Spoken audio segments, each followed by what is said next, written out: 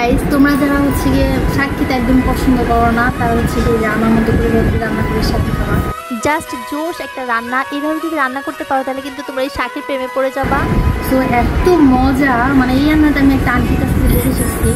এখন আমি জানতে চাও না কোন আন্টির কাছ থেকে দেখে শিখেছি। আমার যখন কারো রান্না ভালো লাগে তখন আমি চুপচাপ দাঁড়িয়ে তার রান্না দেখে আর শিখি। এটা আমার ব্যক্তিত্বের সবচেয়ে বড় গুণ বলতে পারো তোমরা। যারা শাক খেতে পছন্দ করে না তারা কিন্তু এই শাকের প্রেমে পড়ে যাবে, মানে এত মজা। ছোট্টবেলায় শাক আমি একদমই পছন্দ করতাম না গাইজ, বড় হওয়ার পরেও আমার ভালো লাগতো না তেমন। যখন থেকে এই স্কিনে একটু বাবলস উঠা শুরু করছে, মানে একটু পিম্পলস উঠা শুরু করছে, তারপর থেকে আমার শাক খাওয়া শুরু।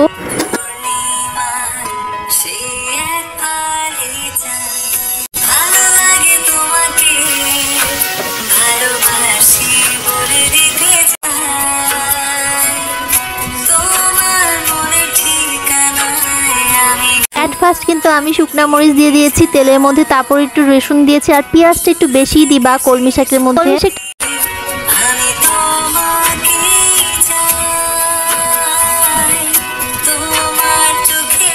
মরিচ রসুন পেঁয়াজ দেওয়ার পরে শাকটাকে দিয়ে হালকা করে নাড়াচাড়া করবো, কোনো রকমের পানি ইউজ করবো না। দেখো শাক থেকে যে পানিটা বের হয়েছে সেটা দিয়ে কিন্তু রান্না করবো। শাকটা রান্না করতে মাত্র 10 থেকে 15 মিনিট লেগেছে। আঁচটা একদমই মিডিয়ামে থাকবে। রান্না হয়ে গেলে লাস্টে দিয়ে আমি কাঁচামরিচ কুচিগুলো কেটে রেখেছিলাম সেগুলো দিয়ে দিয়েছি। কলমি শাক রান্না করে দুইটা ট্রিক্স হচ্ছে গিয়ে, 1 নম্বর পেঁয়াজ বেশি দিতে হবে আর একটু তেলও বেশি দিতে হবে। 2 নম্বর কোনো রকমের পানি ইউজ করা যাবে না, একদম ঢাকনা খুলে, মানে ঢাকনা লাগানো যাবে না, ঢাকনা ছাড়াই রান্না করতে হবে, তাহলে কিন্তু শাকটা সবুজ সবুজ থাকবে। অবশ্যই খেয়াল রাখতে হবে শাকটা যেন অতিরিক্ত সিদ্ধ না হয়ে যায়, তাহলে কিন্তু ভালো লাগবে না গাইস। একটু আধা সিদ্ধ থাকলে শাকটা খেতে বেশি মজা লাগবে।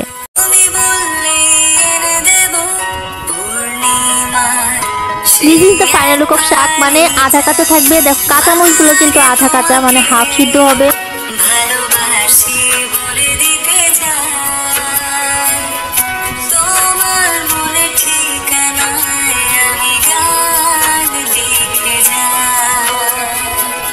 একদিনই আন্টি আমাকে শাক রান্না করে খাইয়েছিল আর আমি সেই শাকের ফ্যান হয়ে গিয়েছিলাম।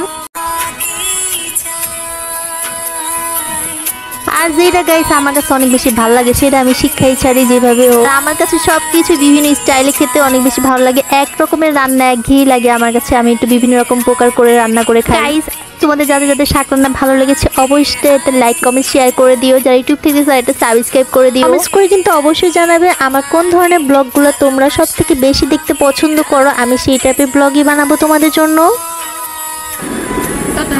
অবশ্যই ট্রাই করবা। নেক্সট কিন্তু তোমাদের সাথে শপিং ব্লগ শেয়ার করবো। So till then stay with me, tata.